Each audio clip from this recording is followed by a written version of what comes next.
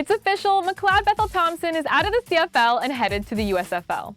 After a painful time for me waiting on an answer if last year's Grey Cup winning quarterback, who became a free agent this year, will return to the Toronto Argonauts for another go, clarity was provided as MBT posted a touching goodbye on social media, announcing that he will in fact not stay in Canada and will be going to the USFL's New Orleans Breakers. He says a lot of this decision was due to the desire to be closer to his family and also hopes this chance could potentially allow him to play in the NFL in the future as well. But what does this move really mean in the bigger picture, and will MBT be starting in New Orleans? Well, I'm not a USFL expert, but I do know one. Here is Reid Johnson from the Markcast sharing his quick take on the sitch. This is a huge signing. To me, it solidifies the USFL as a league that can be in competition with the CFL and the XFL in terms of getting players, right? When players have competing leagues, they win. And the same we saw with Darnell Sankey back here a couple weeks ago with the XFL going to the Arlington Renegades.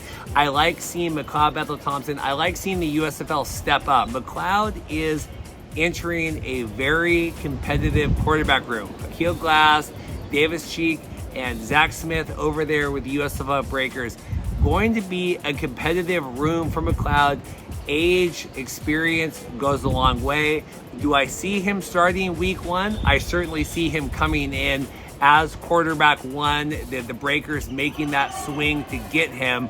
It's going to be up to the young guys to compete against McLeod. We saw McLeod back in the States utilize the spring football system back in November 2020. During the CFL COVID year, McLeod played in the spring league with the Blues. Very excited to see what he does for the New Orleans Breakers here in April 2023.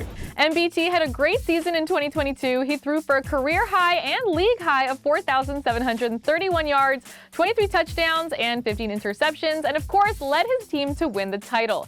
And the big question is, who will replace him? Is it Argos backup quarterback Chad Kelly? Is it Dane Evans, who's still under contract with the Hamilton Tiger Cats? At this point, only time will tell, but in the meantime, congrats to McLeod Bethel-Thompson.